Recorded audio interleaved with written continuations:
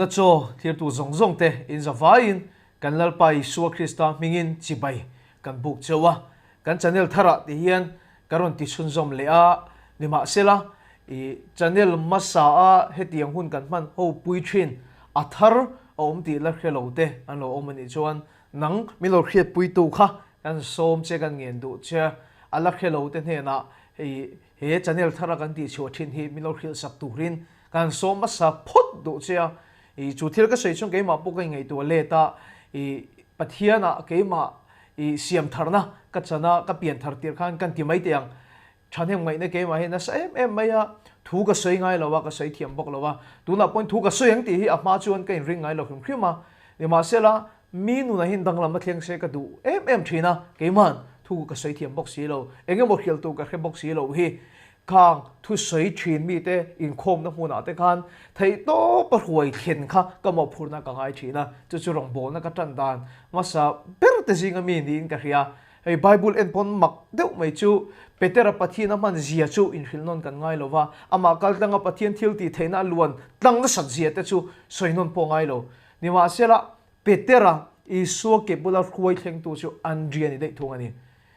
Andrea le ka thon hi bible hi chung kan mulova Andrea kal tangin pathian thil ti mak le pathian thil ti ro pui chu cher tur kan mulem lo man chu mang view mai thei ni ma sela ti khop a hai ruwa lowa lalpan tharau thil pe ka pek betera pathian mi man lutuk hi Isua nen khuai thleng tu chu Andrea ni thung ani mo nang po kha thu sei thiam lo ni mai thei mi te nu na dang lam a thlen turin ti thei i nei lo po ani ro se voine hian ke ni kan thiam ti na lampang ni lovin he program kal danga pathian thil ti thena luang tlang hi I thian ten I chung ten ano chan ve thei turin thanem ngai takin chandam na thuril tu ini ve thei ni ti kha I kan sei duwa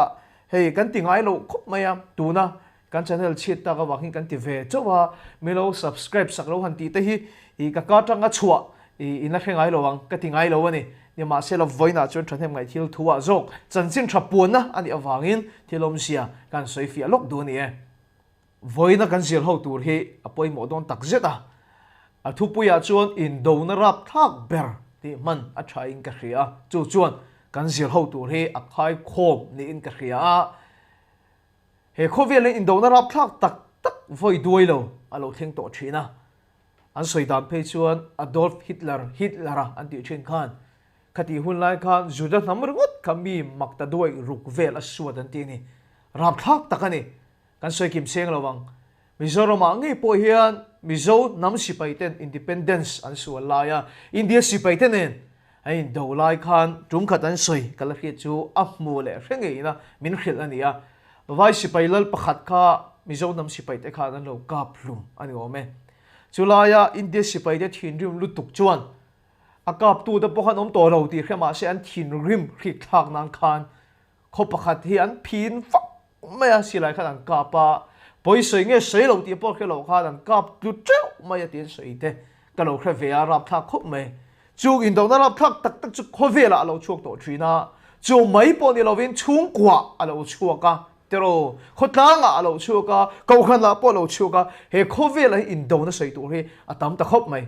ni ma sel kan pathian thu mir khil dan chuan jacoba bungli chang khata chuan in zinga in do na le in nial na te hi khoi atang lo chuak nge ne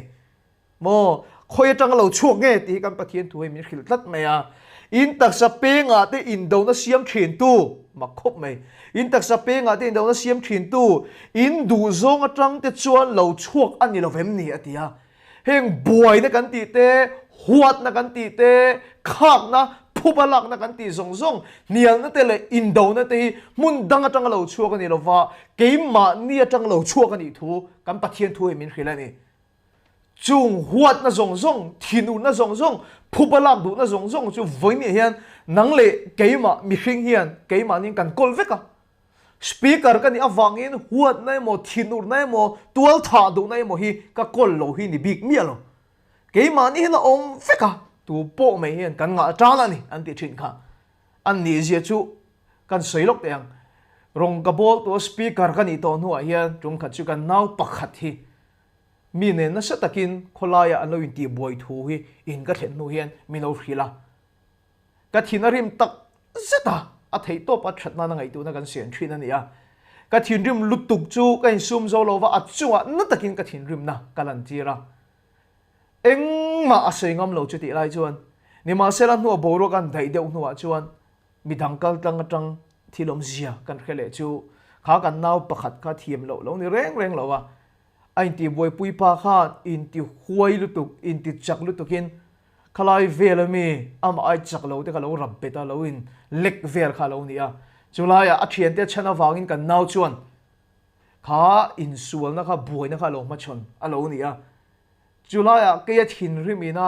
a that na ke chu thei top kan chhor hot kha ka lo khria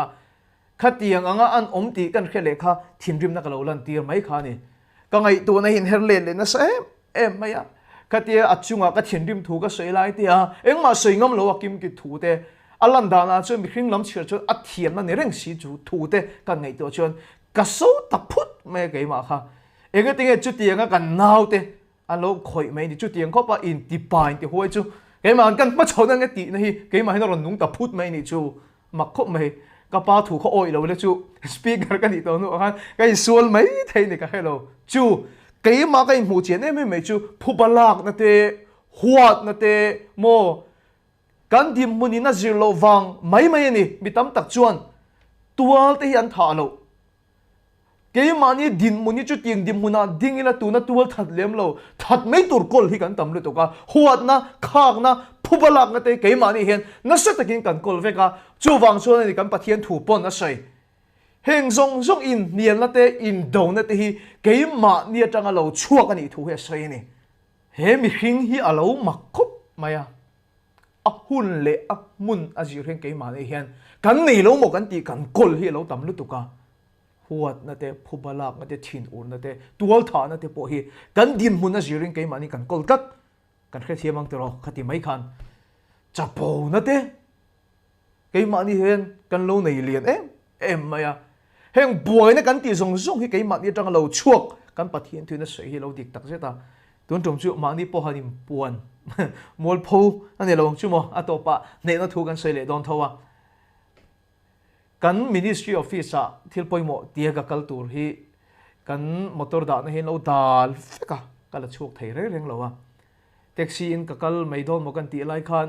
han som tu ka khe box hi lo wa kan thenom lo mi kan rong bol pui pakhat hian ka motor hi mang mero voina ka mang don chung hei nem kha tia ta chuan kan vakala han man sak tur chuan ka rin lo deuh mai kha mang tur kha min lo tia motor thaem mai so yang a hiang chu thar kan ti chi mi zo ma pon nei kan ta mem ka khelo wa kan khoi phak tura po ka ngai lo nal mai kha he geng ro min ti ni mak ka ti khop mai a ta chuan chu motor kan khal chu nuami ka ti khop mai a so lai bazar bung kon pheivel ka ran tan phei lai tang song ka hoi na sak khop mai ka mami ka sung ti lom khop khan ka da kol vel to ne a chan chu mi pa kan nia jeep ani boka nal mi pa chu in ti pa tak mai a jeep a ke han bol trek mai i pa lu tu ka han khal khan nuam ka ti ka chho don khan he motor ka khal don ti khela chu ka sunglass ka king ngeng te kha ka ti ni nal kha ka in ti pa ka in ti boka ni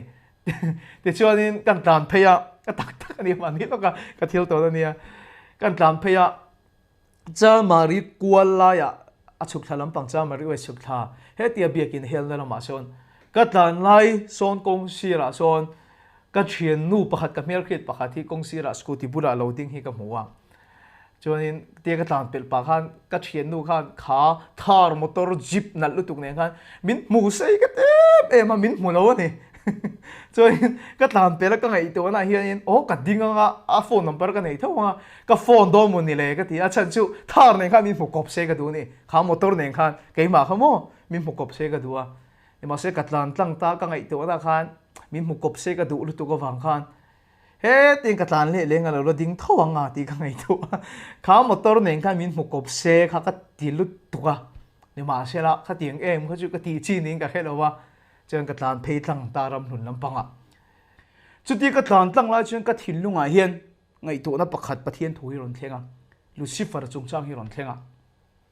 lucifer ka lung pakwa che ani a moi em maya a moi wang khan ai chuang pok ani a moi je chu ezekiel bu kan mun na sel tu ka ai chuang ai ngai lu poka chung nung parallel thut pha thut na siam cha khop khan ama kha moi ati awang khan ai chuang ani chu chế anh nó kha anh chuan bùi anh chú cái ngày tuổi ta lomเลยhey chi hết Lucifer bọt luộc na chú chế mồi anh nó vàng con anh chuang at chập po at luộc na bul chân này cái po kha zip kha kata ni mía lo ni mà sẽ là kha zip kha chuang khan cái rem hi cái tiệm mồi cái tiệm mà vàng khan cái mà khan in chuan na chập po na kha khi lâu lại khan alo piang đề ra ni chú mồ le cái ngày tuổi ta lom le mi khi ngã chập po na lo pian mà gì hi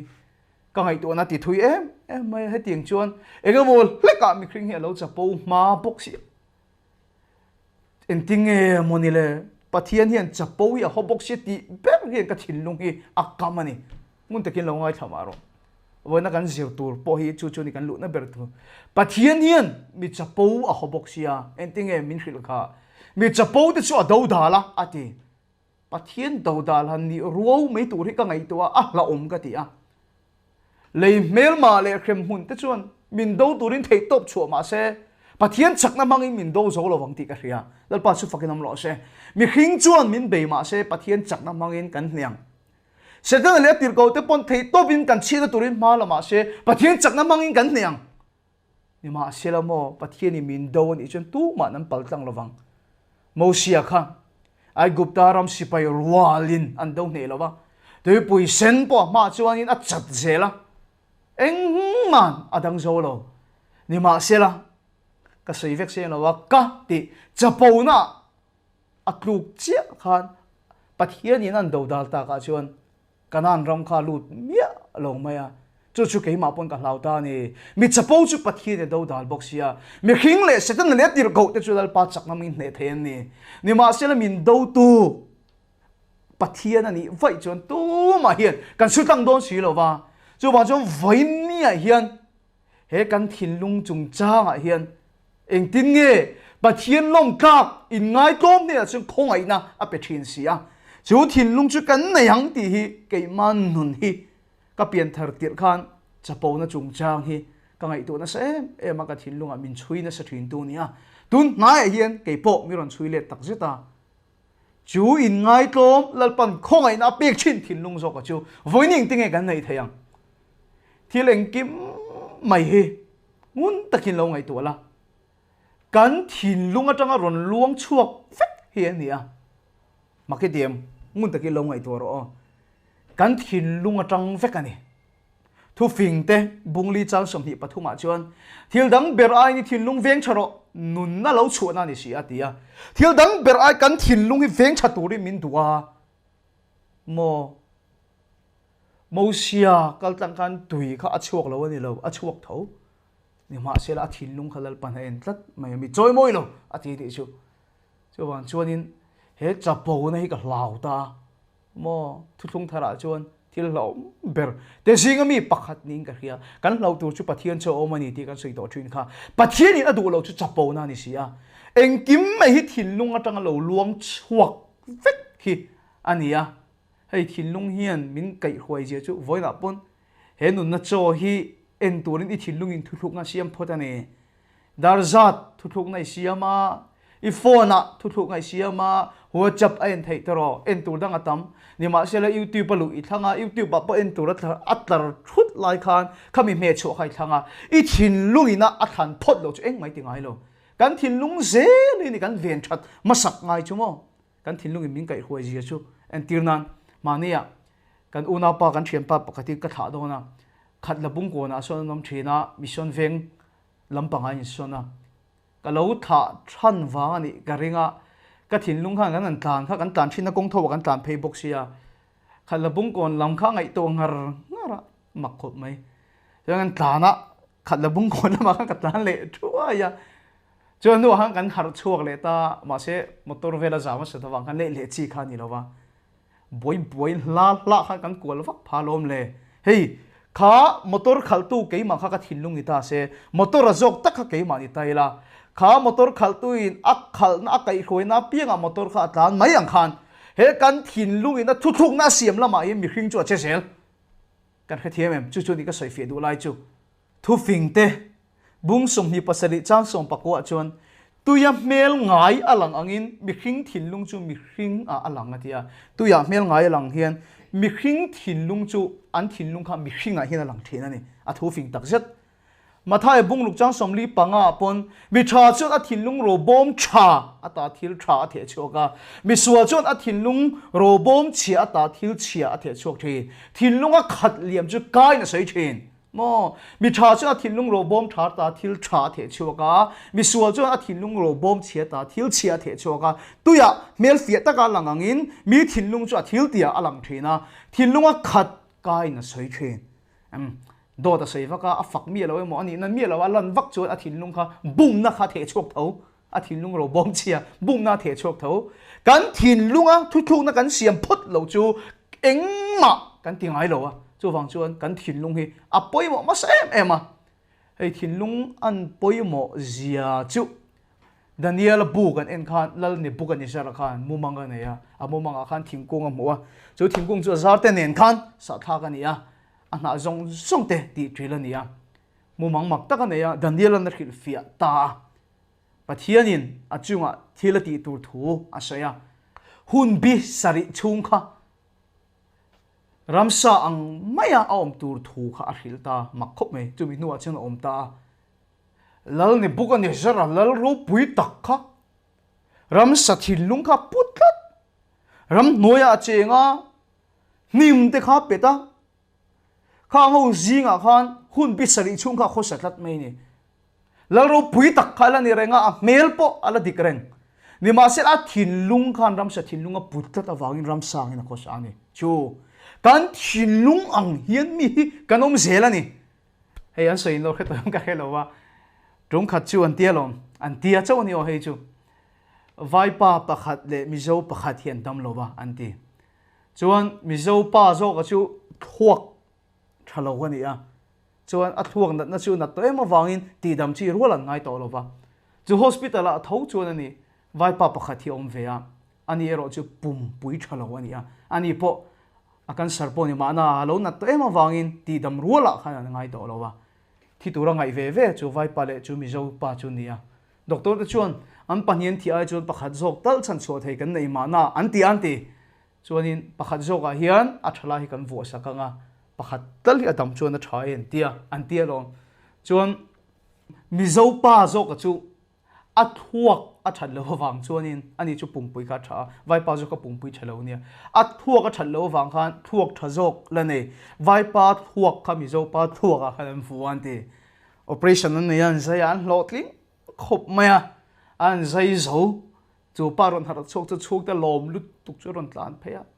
mama I time an ti chu ama kha mi zo ni ma se vai pa thuak khan fu to boxia I time mama an ti chu kia he hiron ti kan hi salu tu ka mo I thai mama ti nai kha ti an ti mo a chung te kha ana mai ve mo tang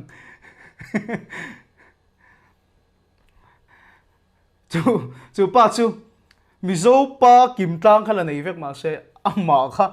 vai pa kha a thuak kha om tlat to chu ka sayu ta ka chu mo voi ne hian kan ngai poi mo tak ber tu ra lai chu he thil lung hi nia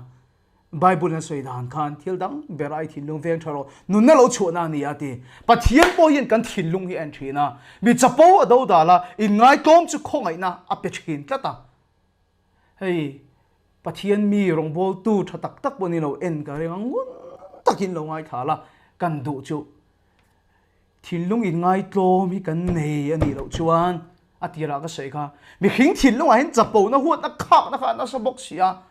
chu ti lai chon lalpan chapo kha du box si lo mo in ngai tlom ma du box sia ni ma sel chu pathian ni na du in ngai tlom ma thil lung chu kan nei chuan si lo chon lalpa hian mi hi mang thei mi lo helai ka sei zau don lalpa hian mi mang thei mi lo trong kam in ro pui ka ti pathian wang ve ka ni tin in ngai tlom mel takin kan khoka chin chung lam hian soi chuak ma se he thin lung sok hi a chapo that chuan lalpa chuan pon lam lan dan angin mi hring angin en ve lova thin lung en thin sia lal tura Jesaya fa te zinga khan Samuela riak thi tura pathi na ti khan Bethlehema Samuela vakala Jesaya fa te no ding klara Eliaba an una jing upa bera ron dinga Samuel a chuan khriak thi mai tumaniang ni ma sela pathian chuan asan lame mo mel lame mo ensu mi khring chuan pon lam en thrin chumi nuwa Eliaba una pa Davida una pa tho abina dabaron kallea chu po chulal panala du lo an una pa Sama aron kallea hey kan tir shi ka tri pe na phai chon helai sayo khum me Sama phai chu biakina lami ni te tia tak tangem ka khelo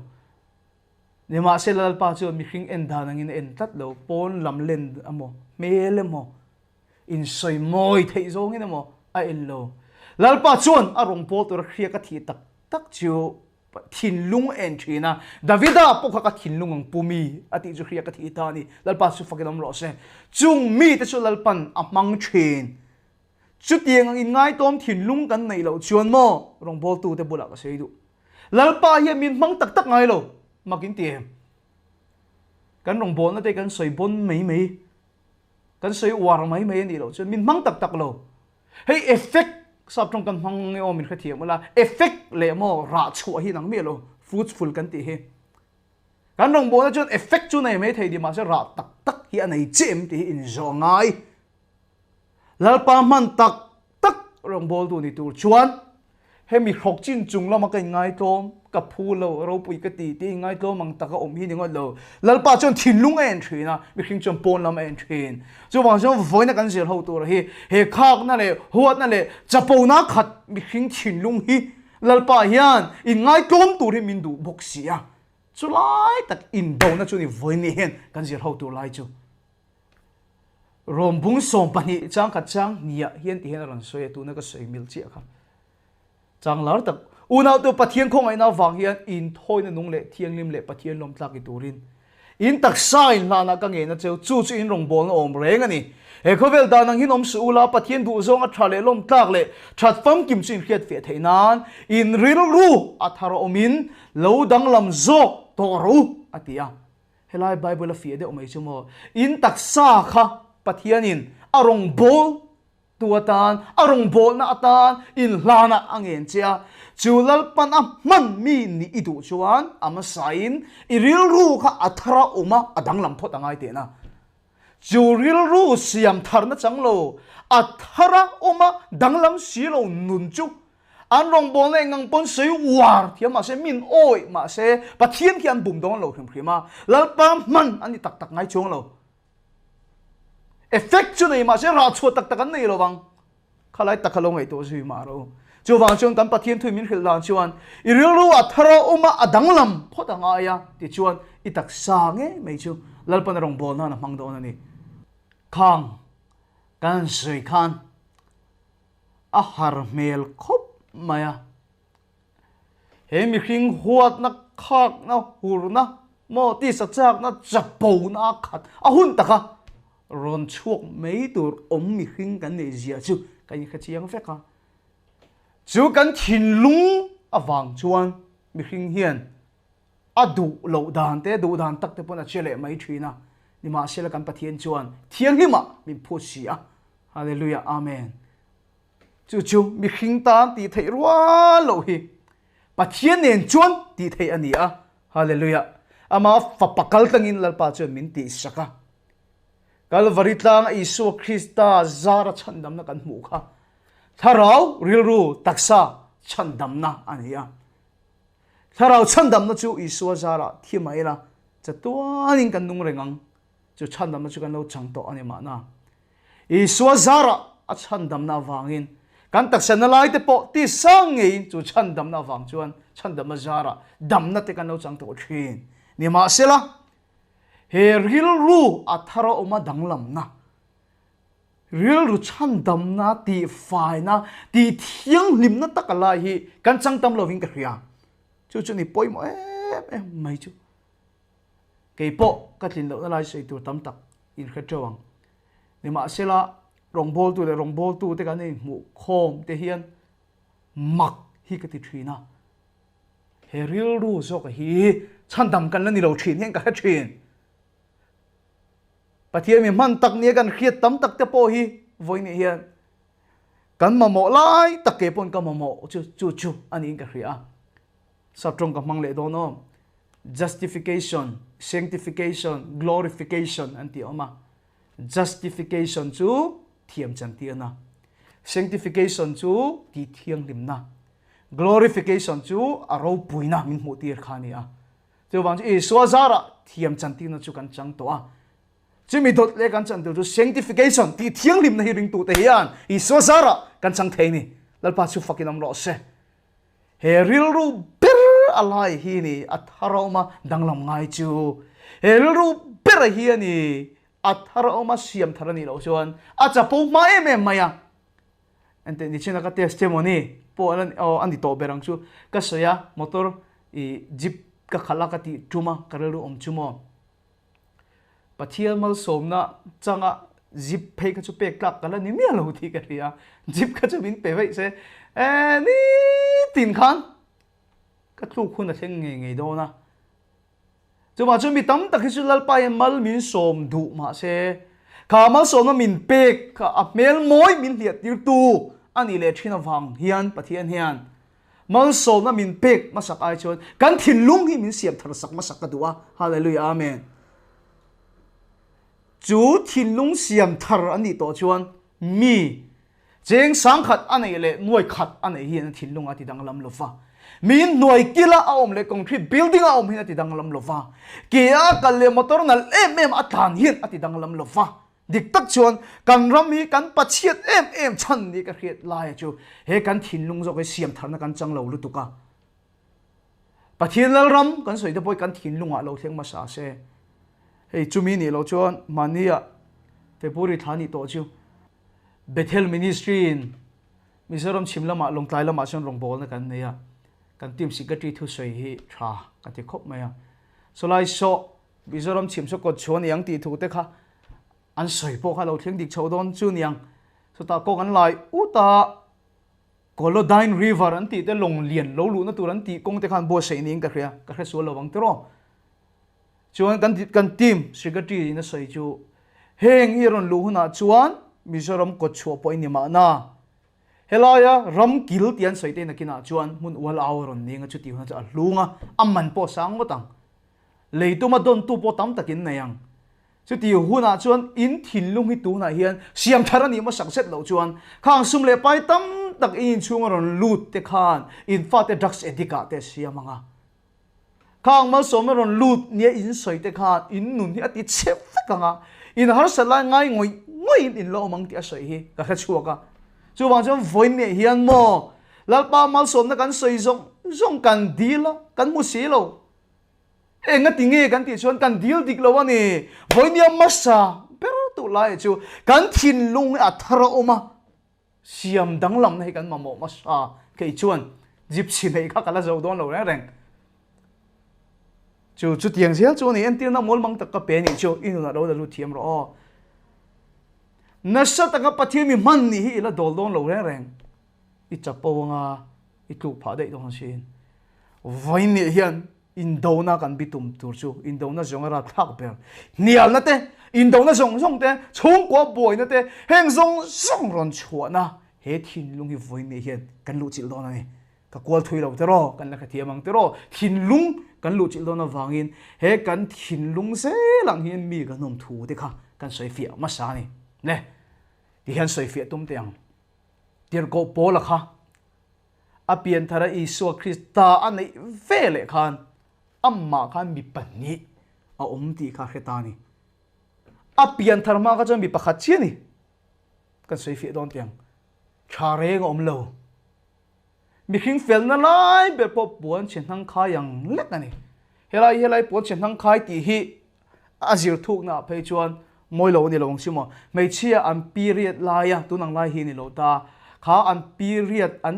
thian hruk na puan soi na nin ti le hala in khoi pui chi po ni lo drop le ten oman soi thin ang lek khani ti heng kan pathian thuna soi ni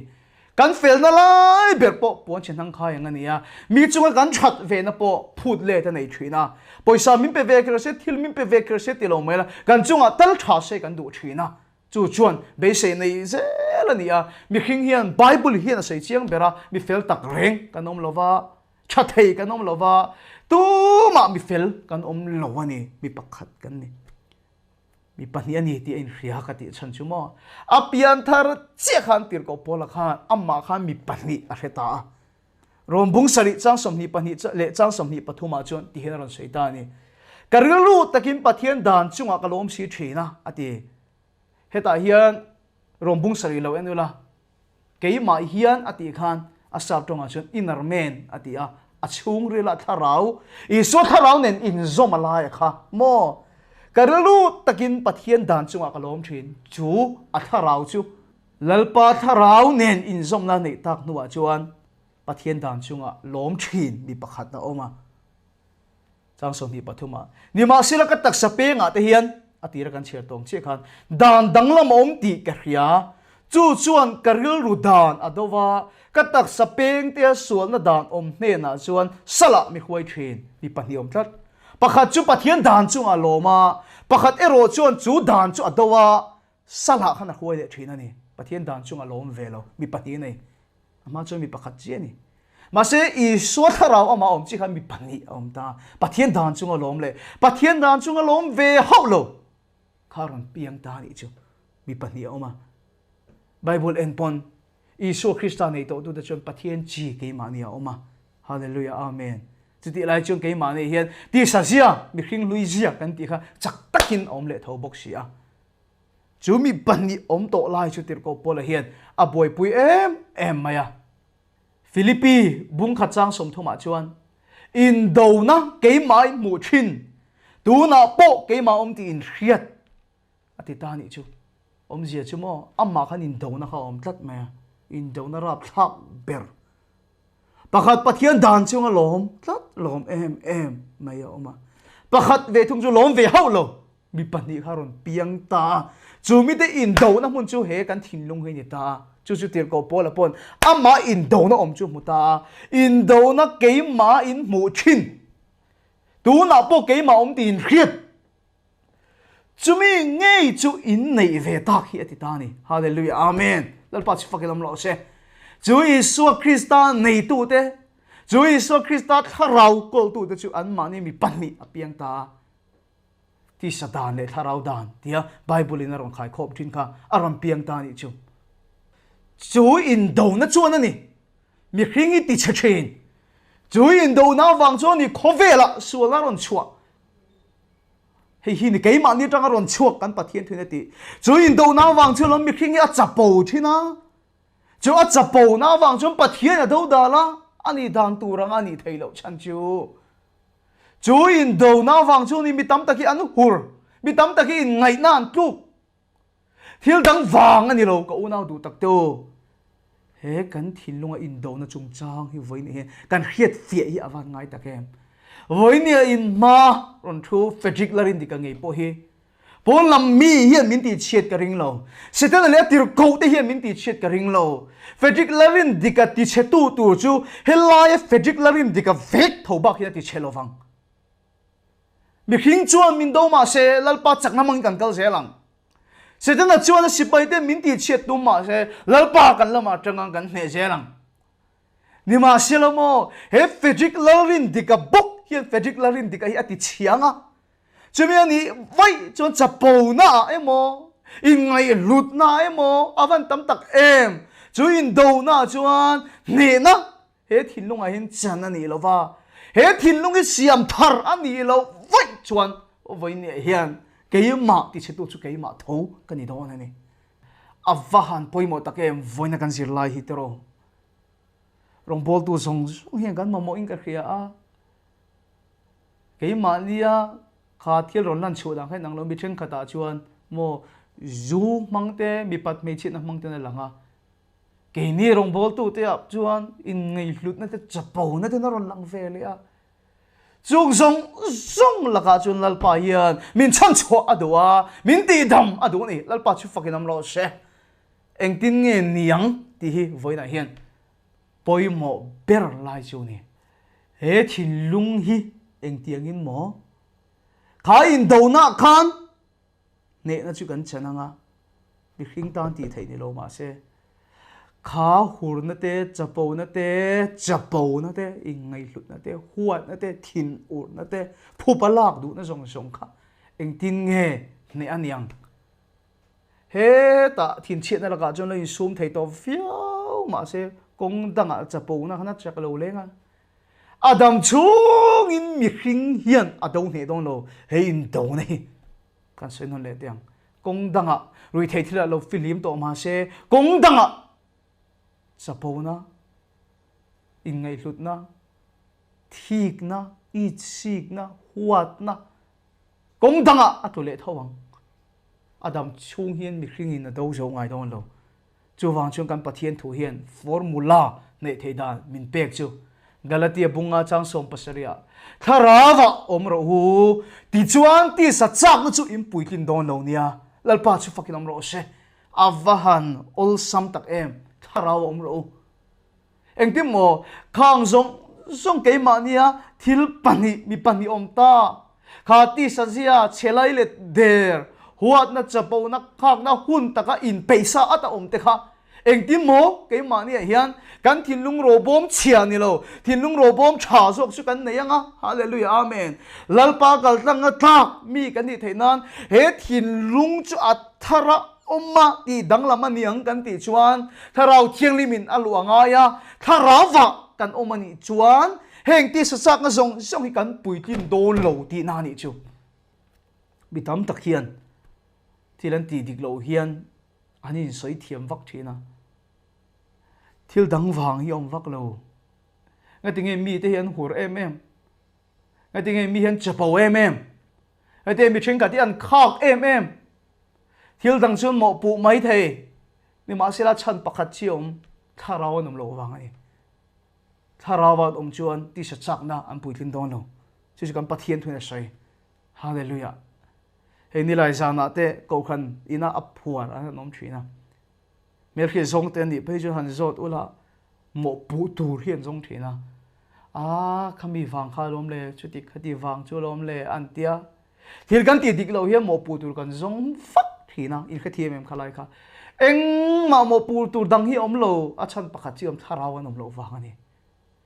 mi tharaw wa a om chuan ti sa chak a zong chu apui tin lova a ne thei ni alpa chu fakin am ro se Bible kan en chuan Joseph kha Potiphar nu puin a thema voi khat po them lo a thema tuna kan soi ke ma ni ti sa zia kan ti zong kha anei ve vek Joseph hian chak na te eat na te engkim kha anei ve vek ni ma selanga tinge Joseph kha pindan chung rela khatianga them ani chungpo atluk lo kan ti chuan mo Joseph ne na chuan lalpa om renga ati lalpa chu fakilam ro se Joseph chu lalpa oma lalpa chu Joseph om tata tharawa om renga wangin tu man mulo ma se Potiphar ne na poti lo he sual lian takhi mo pathian ma khan ka ti theilo wanga ti ni chu voine hian hei hi ni mo pu tur kan zonga Joseph po khan mo pu tu zong se kan pi perania ke chuan inan chhir lo mai chau kania a thu goi lo ngam le nem mo pu tur hawan tam tak em ni ma selanga tinge kha thil kha ka in do na kha ne tu ani thei kan ti chuan tharawa om wang ani lalpa chu fakilam ro se le ngai kha chiang no le ho teng ka soi fia ka tum don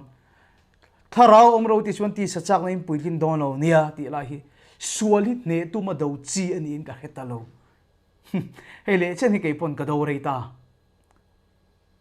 ne tu ma do chi ani in ka heta lo ro sur ne hian soi fia ol ka tia hei ruwa ta hi lo bum tum la ka thian te nui za khop mai he an soi hian thal ruwa mal ta ron ta zeu chu alo bum hei mana hei ruwa ta in ka hria min tlak ve pok hello den ti thin hitero then chu tlak lo po lo ni mai thei thal ro fang ta chu no bum thei po ni mai thei ni ma se lo mo fu ro pui chu man an bum lo wang bum han tum vai te i hu zo nuang ani mai bum chi ni lo tu dieng che chun khem na po hi ning ka khria he ti sa chak na po hi ning ka khria ne tu ma bei chi ani lo enga mo chen chu ne thei mai la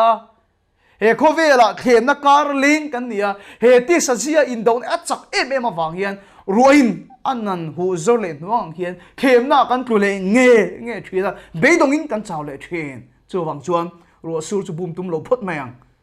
anh tiếng nghe kan tiang enganga ruwa na sa po lo sur po ni se achung nei ina om mei tu achung nei ina mi om phot chuan enganga ruwa tam po lo tama se hul phakin om thei ni mi thara wa om chuan ti sachak na puitling lo mai thara om ro ti chuan ti sachak na im puitlin don lo nia tharawa kan om chuan Josepha po kha pintan chunga han enganga na sa nge them na karon kalang kan khelo ni ma selmo tharawa om tatawangin them na muna po kha indo na kan ne tu ania hallelujah amen mi tam takin an ti sualo na chan chumo tuaten thalo an chante an ui re lo an chante an che sualo ta chan a muna anom lo wang mai mai nia kong danga chuan tu tho anh lo pona mun om chia sian tu thawang cho wang chom bum tum chin ni lo ne tum chin ni lo mo pu tu dang son chin ni lo thara wa om ro a chung nei ina han om mai tu ti chuan ro engang pon sur ma se kan hul phak mai ni thara wa mi om chuan engang khem na po ma chon ma se ne tu alo ni mai thin lal pa chu fakin om lo se a pani na chuan eng tin nge thara wa chuan kan omang ti zo na lian tak a om le theya atira kan soyang khan ke mani khan kan pian thar fele mi pani om ti kan soi to hang ai to che ma ro om chiang ani o thil tha ti ka din sual na kan he na lo oma ati kha mi pani kha om tat maya kan pathian thu atang hian engting e tharaw achim kan omang kan ti chuan mi pathian khin to phot chu pathian chi ama omani zona le katon pakhan pung thum chang kwa pathian chi ama khan oma hallelujah amen ipian thar toa Isu Krista lalet chanam pui pom pon chuan pathian chi nang ma oma chi reng chuan atria don chuan hei artui poni hi op keu tu ma moa boruak akeu theina tur ma mo chi pon atria don chu atria thein tur boruak ma moa nang po Isu Krista zara pathian chi chu nang ma oma chu chi choron triak ta ni chu nang ma tharau ra hiron ra chok thei don ani hallelujah amen in la khathia mang tero chuan a le lama chuan he ti sa zia kan ti kha om ve le a chu galatia bunga cha som pakwa tanga ni khata in ngai na te bol lo na te hur na te milem biak na te doi thiam na te huat na te in haw na te thik na te thinur na te in khin na te om khan na te rin khan na te i sik na te zurui na te zumun lim na te he ho zong ke ma ni nom fe cái mà bôi nó ôm gì các bạn khét chiang tắc em ó bố sôm cái gì cũng khan cái mà khan cái chuyện tên này cái gì cả là lồm nó đeo cái này à để rồi cho tiền này về bốc xí kha khăm giàn khan rồi in tu khăm muối là cho cái in về nghe nghe à mà cái tục cái chiang nó tục rồi nó thế cái mà đi là lồm về thấu ôm lầu vàng á rùi lầu chốc cái này in lầu chốc cái này mà sẽ Isu Krista này tu cái đó pathian chi cái mà ni heno oma chu chi chu aron tri ero chuan mo mangai na te lim na te rem na te do thei na te hallelujah do thei na te ngil nei na te rin nom na te in sum thei na te kha aron ra chuak ve thung do na chu wang chuan chu chi chuan atria thei na tu bo ruak ama mo ni ar tui po ka sei tong deuh khan mi pathian na impol na anei thin chuan tharawa om thina lalpa nen len dun na le impol na anei thin chuan amma pathian chi om chu a khiat mia lo lain chu tharawa alo oma lalpa ne impol na nei thina wangin amma puna khiro lai lo ra chuak thina mi dangin na lo hua an lo e thin lalpa su pakin am ro se sai fi kan tum tiang hei ani nang ngia lang nang chuan ka sei lo mai nga voina chuan chan chu nai vai ema rong bola kan pen tir hian kanun ka chu let pon ka thin lung tin na tu zual hi ka thin lung nat to na tum hi chiar tai da tum thum jinga ngoro pakhat na chu ka tingam lo wa tum thum jing alangang ti khopa na hi rong bona hian liam ka tuar to wa na ka tak ji ta kar kha chung ve hi ka mo renga ni rong bona zong ti to lo ka duwa man tlak lo ni in khriat na himin pe a an sual wang ani big lo to ra ka ngaya ni ma sela tu nuwa kai ngai to le po hian mi dik kani ka ti eng ki ma ka dik ka ti lo wa khami kong khara kha chon pathian an ron lo ani mi hringin thiran thirani hi kalati ngat ngama na hi ka ti khop maya hei an chan chin ka khriat ka mu point ka thin lunga hian engem hol na ka chon hei kheyang hian kan na thina ni hei kong dang dang a chu tiang khopa nat na tok to de po ka sei lo rama poinom chep ka ring ke po chu tiang jon hliam ka lo tok to rong bola pen ve tlak reng reng ni khri lo na ka na ya ring takin mi khri lai mai chana ka rong bol to na zong ka min pai thak saka min deu saka ka zak ngoi ngoi to bo ka chu chau lo chu adang kha chu ka sei bel to lo mayang na tak khi ke ma min thena wangi midang bula pon ka sei thadu ngai lo wa ka pai mai thina ma se tai na ka na ya ni ma se lo mo voinen ka sei do chu amak khop me ngai dam tum khan tran ka la ngai lo ni ma se la pathian nen impol na kan nei thina hallelujah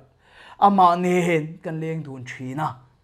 tharau ga ka lo om chuan ti sa chang na kha huat na kha na kha lo pui thing kat lo maya eng tik line nge ka khetam mia lo mai chulai mi pakhat chu din mun thalo tak ading ti ka khiat khan a phu reng ani anti dan tik lo lal pan a khrem adiang ti thin lung ka foi khat ma ka pulo ka thin lung takin mi tui ta in siam tharania adam theinan ka tong tai sak theini hallelujah amen tong ka ma mo chuti khati vati a hin ril fein ka ria pindan chung rila ma ni thin lung taka pathian kana upui na hi ta chon kalodam reng to ni di ka ria hallelujah amen ke ma khan engting mo tharawa kan omang kan ti chuan he pathian chi ke ma ni om kha mo pathian ni impo na kan nei chia khan chu tharau thiang nim bo ruak zok chuan kha chi kharon ti thiak thina in sum theina te thun nuai rol na te ngil nei na te that na te kha aron ra chuak ani chumia mi pakhat zok chu pathian hi mak ka ti khop mai tum khat chu hay an ma ni kha at kha tiang kha chu an kluang lo reng ting jong ka sei tum kha ni lova a duang ke lo pen to lo khop mai a ka thiam pa pakhat thia fejik a he chan sin ni hrenga em an rong bol te hrem i mole to em ti lo zo pon ka mungam to thot lo ti hen ka thiam pa bula lo soya an ni pon thil ngai to kha chu nei ni ka ring ma se tum lo de wen ka im bu fu ka im mu ta ka chuan cái mà chút tiếng ang om lâu thì khá mua nị cái ring tụi nãy trong tất cả nó phi lên nị cái ring à anh nun chung real room nó zong te à du ang à pen to lo nó te min khila kan sei du nó cái pon pat hiền thu cái khila min trong trai sak ta che an ti ni chu ka tan chuan choi mo na lian tak pakhat ani ka ti na chan chu an tlom na khan ni lo he ta u te lu tu kang ka entry ni na enga ma po min ngai ka khel ngai lo in min trong trai sak ta che ati ta kha choi mo na ni ka khia do kan cho ma chon bo sei ania hallelujah amen en tik lai khan nge ka thil lung tak ka tong trai pui thei tak ka khelo tun thleng po hian ka khia cho chon lom takin ka tong trai na ka nei to lo ti ka khia unau tu chu tiang ang thin lung thar chu lal pana tu a hallelujah amen chung zong ke ma ne chia om phu balak le du na zong treu ve phat thin lung om zong chapo na mo pathiam al som na mo ke ma ni chena ka sayang deuh khan a gypsy tu tange mo lo khal ve ngoda chapo na kan ti te po kha thil dang wang ani lo ve tharawa kan om tok lo wang ani hei zusim thei mi lo te po hi ni in chung te po lo khil ro drug sim thei mi lo chan te thil dang wang ani lo tharawa nom lo ani tharaw om se chung ti sa chang chu an he ve kang mi pathian ai pol thin chu engti mo tharau kan om kan ti chun an ma ni pathian chi khalo thang liana an ma ni kan tharau ra kharon ra chuak thei ta thin lalpa si fakin am lo se davida nu na hin awan lang chiang take lalpan ka thilung ang pumi ati chan kha awan ti tik tak em o davida khamo a thilung kha fel lo na khan awan lom lo tak sola na ho em ma ti lum atum renga kha jing chang atum lai te kha feinan khole phut mai thin ania arap thak ani ho silai min kap deu phut thin se tiang vel aning feina kho phut azwang sona a makkat ti chu jing chang atum sak le kha ni makkat e ama fe kho tu te tan pon rimoi la chu sak thea hallelujah chu min hua ti lum tum tak me wa an pon pu ka khan so la lo mu hi la Davidan amu hi lai an thian chil khan ama tha tum tu atlan chet chana nge me an thian chil khan tha tum reng reng lo apun dai fem a zai thak saka oring takin hu awa kapa lati ro en chiam ro makhi ka ti tuk kapa lati thein ya so la pokha trap to pani hei ka sei song pon pathian ong puin he ka khe thei aro pui ka ti khati ang thin lung nei kha awan ro pui tak chu mai pon lo Davida thin lung he ro pui ka ti em mai chu afapa Absaloman alal thu thenga chu ti hluma tuma Absalom an thi che te khana makhi ka ti em ka fapa Absalom nang ma ai yen thi theila ala ti nga mani chu ala ti thei una tu Davida in mi khin na thei ni lo fa pathiana a oma hallelujah amen kharowa oma chung huat na le khak na te ka amma chun om ve thong ma se amma om ve zia chumo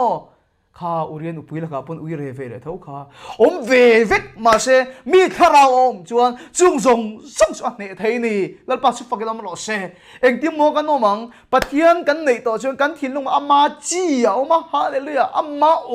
thil moi tin reng chu ra chok turin oma pathian in pol na mi nei thin hian atum ni mi le amma lo ra hallelujah ahun taka ei turin alo mai thin lal pa su fakilam lo se a pathum na le ato ber na ta na kan sei do chu in do na chen ti mo ne na kan chanang kan ti chuan khang ti sa zia zong kha cha po na te Lucifer thluk na in ngai hlut na moi na wang nin chuanga chu thluk na kan thluk ve lon turin pathian Bible a pom in warning kha o in ngai hlut lutuk te adu mi lo kha min warning kha eng tinge chu Lucifer thluk na chu na moi na wang nin chuanga cha po wa ti kha kan thluk ve lo wang kan ti chuan heng hi keima ni kan ni lo ti kan khetangai ama ken ti mai thei keima kan ni lo ti kan khetangai en tinge model lai khan thil sei thin an neya keima kan ni to lo keima solom ti ni ti hin sei thina kha an ti nge an sei dan dik lo khelo sei chong nge ya min zu in pon awi re pon keima kan to lo keima solom ti ni an tia an ti an sei thini ka khe thin ni ma sela keima kan ni lo keima solom ti ani ti lai ta ka hi voi ni hen om zi dik tak tharau thilen puina mangin soi fia ka duwa nang ma dik tak ka chumo thu tak fel na le thiang lim na pathin an poi si amini hallelujah lalpa su fakin amro se setan hian inun hi tuk na wangin sa takina koi chia ati korapa mo ama chu rul puitar ania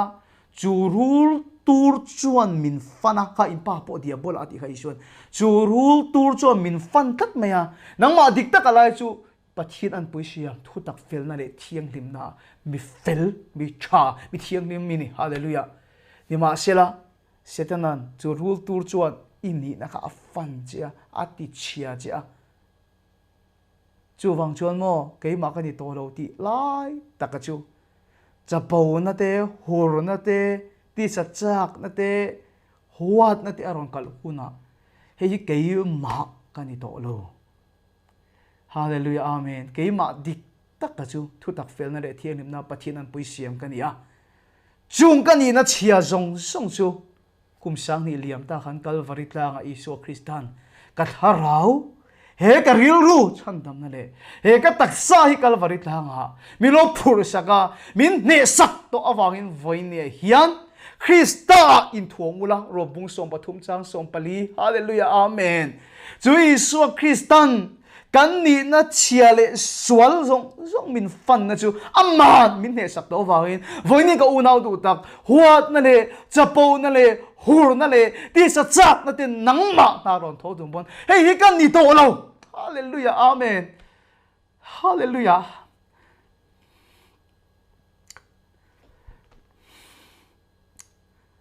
lalpa chu fucking omro se keima chu Krista rual khan khen be chu kan ni to a Calvary tanga chung zong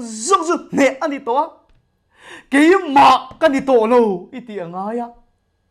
hallelujah amen chunge mai chu Isu Krista in thuamin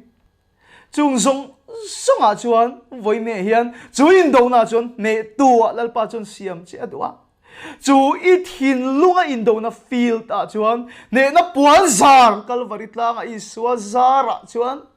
alo tar sak to che voina I thin lunga khan Isu Krista thi na cross awangin ne na puan zar chu voinin zar thei turin lalpana du che ni hallelujah amen lalpa fucking ro she ke ma kani to lo chu ke ma chia zong zong chu Isua ne ani to a voin ni hin Isua zara ne tu kani tin au chuak ro le chu chu ni na dik takani he thu moi takhia ti ra khan ka khathin ilu chunga savat khok chu idu lo thailo ni ma sela nang ma bu khor lo tu chu I thei the watchman ne soi hi ka thina ama ka ngai dan chuan he ta pon na tanga them na local har sana local hi mok ka ti thina ma se voini he ka chhir dana dang lam ta ilu chunga sawa thok lo tu ri thailo nang ma bu khor lo tu chu I thei ti hi mo he ti sajia te he ke ma di chia te hur na te ti sa chak na huat na zong zong hi local lo turin lo tur hian he khovel kanom chung chung kan ti thei dong lo hi lo ni a mani ni china ka thil ton motor chungchang ka soi khan ka ngai tu na in khre ka ti Lucifer tluk na tluk ve ka lau lu tuk hi ram hoi tan bo dai tu ro mo tiang reng reng chun te ka ti ka ngai tu na tak tak ma se mo khoya po kalpo ni mai la tu chapo na he ni na chia hian mo he ti sa zia hian min tan san ve ngai dong lo ko na piang don ka khen chia theng zel don ti ka ta chu wang chuan mo savai thok lo turin kan ti thei lo ke ma ni bu khor lo to chuan kan ti thei he them na le he ti sa zia chia hi he khovel dam chungin lo turin kan ti thei lo reng don ni ma sela ke ma ni bu khor lo tu chuan Calvary tlanga Isua zara kan ti thei hallelujah amen lalpa chu fucking ro se ne tu kan ni theya he thin lung hi lalpa hian min chandam sak theya min ti chianglim sak theya atharo min ti danglam sak theya ni Isua zara ne tu min sian to wangin he in do na song rap thak bera hian kha I thin lung feel ta ngei mai khan chapo na laka hot na laka khan voin hian ini to lova ne tu khai ni to zo khani lalpa chu fucking ro se he chang hi ka du ta mai ni chu Galatia bunga chang som ni pali Krista Isua mi te chuan ti sa chu aswal ngai tu na le achak na te chopina kheng beta hallelujah amen Krista Isua mi te chuan ti sa chu aswal ngai tu na le achak na te chopin a kheng beta he in do na zong rap thak bera hian voina hian ne tu lo ni la I thin lung ril ru chu atharo min lo dang lam se thin lung chan dam na chu voina hian inona lo luang lu thale ro se hallelujah amen chu lalpa man tak chu thin lunga thiang him te chuan lalpa an lam do na ni wana chu po ni lo hele ange hian thin lunga thiang him te chuan an nuna pathian an mu thina ni lalpan mal som che ro se